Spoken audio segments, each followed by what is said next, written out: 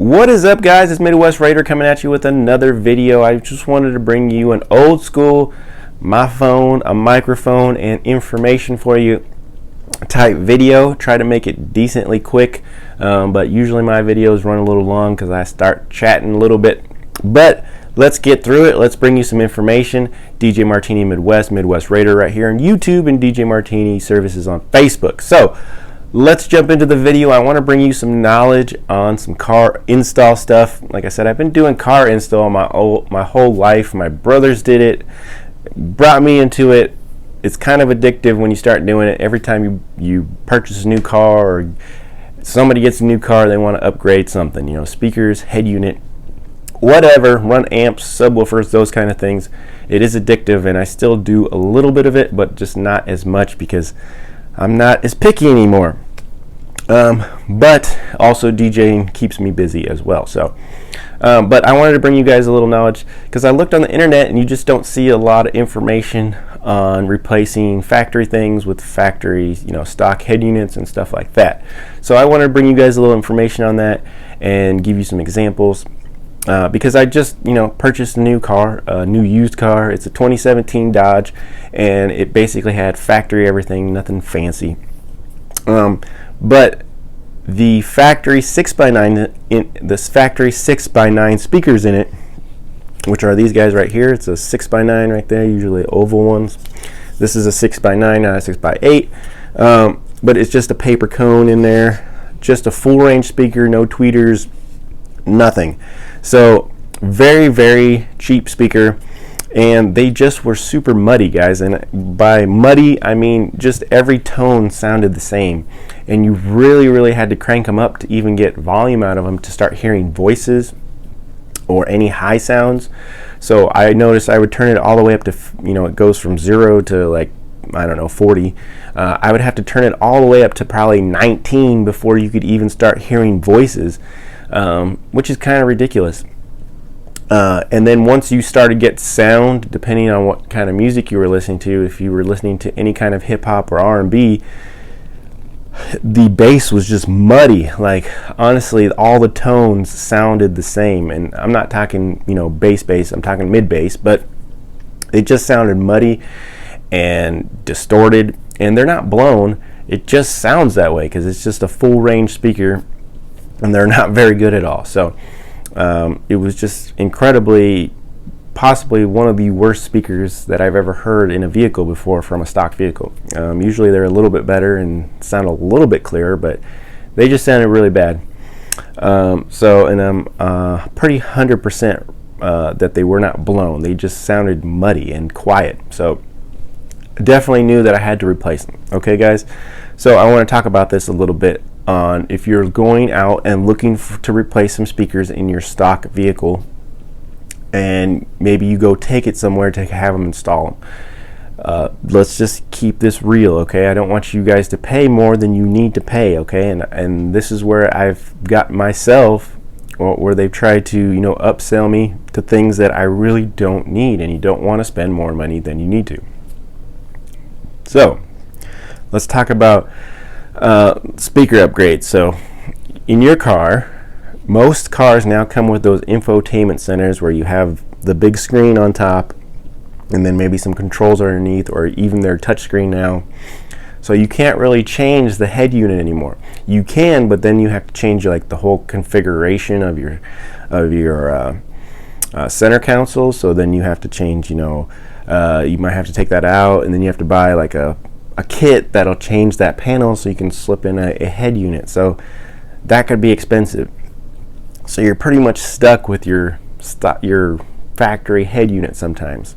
But you can upgrade things. You can put amplifiers in. You can do things to upgrade that sound a little bit if you want. But maybe you don't want to do all that. You just want to get speakers, okay? It is possible, but you're going to have to, you know, downgrade a little bit on what you can buy. So let's talk about this again. So like I said, I got this stock head unit from an old Toyota, kind of what they look like. This is a stock unit, okay? Doubled in, big, basic, you know, channels, power, nothing crazy. On these, they do not usually tell you what the wattage is. Some they might, but most will not tell you how many watts they put out. On an aftermarket, say like this Pioneer here, this is an old Pioneer I have in my garage, but right here it says it's 50 watts. All right, so they'll tell you the RMS on the stereo, or it will tell you somewhere in the instructions how much wattage that they put out. Okay, so we'll go back to this 6x9 that I took out. It's going to tell you some important information most of the time on the speaker. So on this one it says that it's 4 ohms. Very important, 4 ohms. Most systems will be 4 ohms. I have seen some 8 ohm systems, so just make sure you check to see what the speakers are. Okay, and then also it says bass 15. So I'm guessing that it's this is a bass speaker and it's 15 watts. Okay guys, so I don't know if that's RMS or peak or what, but I'm saying, you know that your stereo puts out either peak or RMS 15 watts, which is not very much. Okay, so what I'm going to get to is, if that only takes 15 watts, even if it's RMS or peak, normal stock stereos from your stock vehicle is only going to have between 5 and 40 watts, okay, of RMS. And we want to talk RMS all the time. I'm going to pound that in. RMS, don't worry about the peaks at all. Worry about RMS, because that's what your speaker can take constantly. Okay, so between 5 and 40 is what you're going to get normally out of stock. Some might have a little bit more, possibly you could even get less, but it's going to be in between that bracket. Okay, so we're talking RMS. So you want to get a speaker, when you buy the new speakers, you want to get a speaker closest to that RMS. It's just like kind of DJ work. If you bought a 200 watt amplifier, you want to get 200 watt speakers, okay, or close to that. You know, you do have to gauge some other things if we want to get technical, but just to be on the safe side, just know that you want to be as close as possible to 200 watts 200 watt speakers. Okay, so same thing with these car audio. Don't worry about the peak, because I've gone into stores and you know, the honest guy will say, yeah, let's buy these, you know, $200 speakers that are 1,000 watts and 500 watts RMS.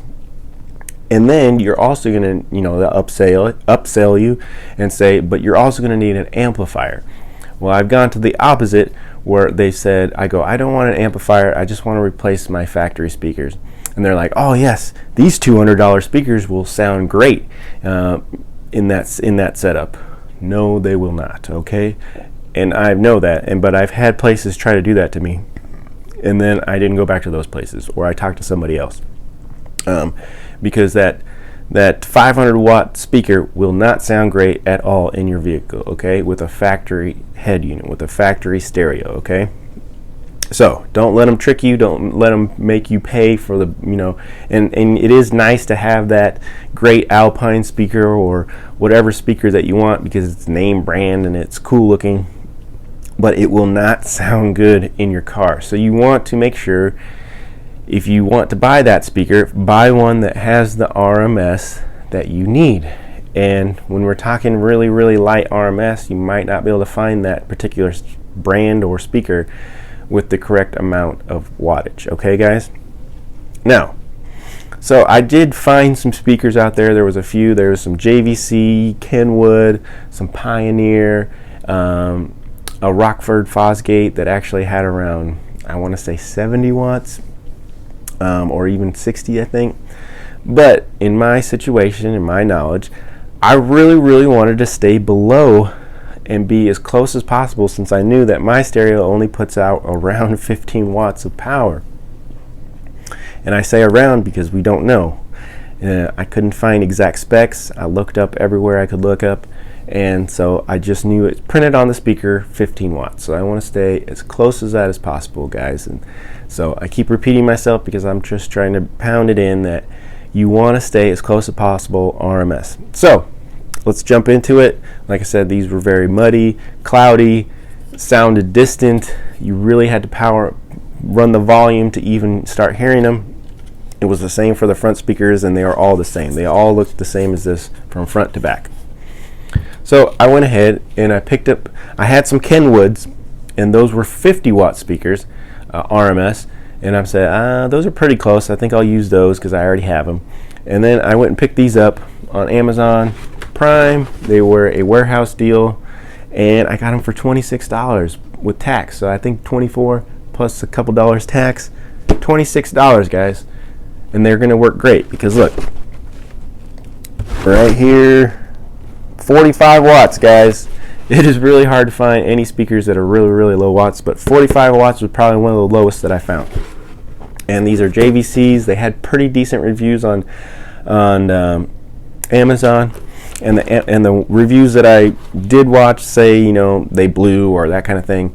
Well, most of the time, guys, people go with that peak. They go with that 400. Oh, they're 400 watt speakers.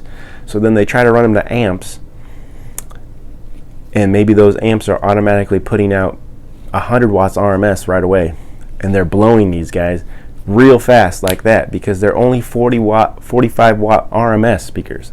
So that's why I don't really rely on some of those reviews, because people might make mistakes with wattages and that kind of thing, and they just blow speakers right away. If you hook this up to your factory stereo, and your factory stereo, even your factory stereo is putting out 50 watts, I think they would be very, very close, and you'd still be okay. So, like I said, so you want to be that close to that wattage. You can be a little bit over, just a little bit under, and they're going to sound the best because they're as close as you can to that wattage that your system's putting out. So, I think that's it, guys. And also, if you, like I said, I just want to show you this too. So, like I said, this is just a paper cone. There's no tweeter in there. Just a full range speaker, all paper cone. You're going to notice an instant difference when you put these. This is a 3-way. It has a little dome. I guess it's got a dome tweeter in here, and then another tweeter here, a little horn. So it's going to bring those high sounds out right away, and you're going to instantly hear volume right away. So, like I said, I turn it up to 5 now, and I instantly hear voice and highs. And now I actually have tones where I can hear my my mid bass, and I can hear all the different tones in music as well. And then on those other speakers, I just heard a muddy mess. It was just everything was the same tone. It just did not sound good at all. You're going to instantly hear highs, and then, you know, your voice right away. Okay, guys? So you're going to hear an instant difference with the 3-way or a 2-way speaker than just the paper cones that you have with your factory system. All right, guys. I think that's all I have. So if you want to do an upgrade on your car, that's great, but stick to the wattages as close to the RMS as possible. Also check for 8 ohms, 4 ohms. Your systems might be a little bit different, so make sure these are 4 ohm speakers to replace my 4 ohm speakers that I replaced. The install wasn't too bad. Usually it's just a couple screws on door panels and clips, and you pull them out, and then the speaker's right there, and I removed them. So they're not too bad at all. I did have to splice some wires, but pretty simple. I was able to look that up to see which one was positive and which one was negative. So you can do it yourself if you know a little bit and you look up a little bit on the internet. It wasn't too hard to replace these speakers at all. But the biggest thing is, guys, even if you went somewhere and let them put them in for you, don't get tricked by purchasing expensive speakers that you really don't need and are really not going to sound good in your car. I think that's my biggest point. Don't get tricked by that. Unless they're going to put amplifiers in your car that are going to work with those speakers, do not let them try to just sell you any speaker just because it's an expensive speaker, and don't let them do that to you guys. Say, I need, you know, this is how much wattage my head unit's going to put out. I want a speaker that's going to be close to that so it at least sounds decent in my vehicle. And make sure you kind of look that up yourself. If you can find any information on that car stereo or head unit, or like I said, even if you maybe try to go at least take one speaker out and try to look at the back of that speaker and see, or look on if anybody else is taking those speakers out and say, hey, what were those speakers rated at, or anything. Try to do some research before you go do this.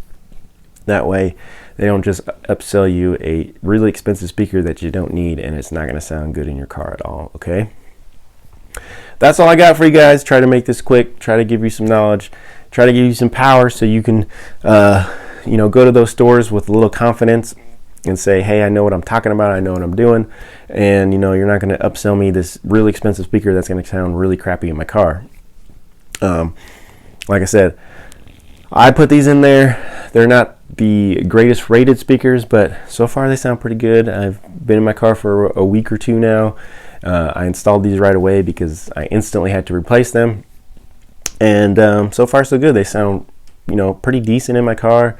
They have tones now, highs. I can don't have to crank the volume up so high now, and it was a instant upgrade, guys. It was a night and day difference in sound, and you'll notice that right away. Like I said, with those tweeters and highs, instantly will change the sound of your car. You're not going to get crazy bass out of them. These are not made for super bass. You're just getting mid bass out of them, but they still sound pretty good, and it's definitely an improvement. So thank you guys for tuning in. Midwest Raider right here on YouTube, trying to bring you some information on some car audio. I have more DJ reviews coming up real soon, so stay tuned for that as well. But I just wanted to go old school on you and bring you some knowledge on some car stereo information. So thank you guys for tuning in, Midwest Raider, and we'll check you later.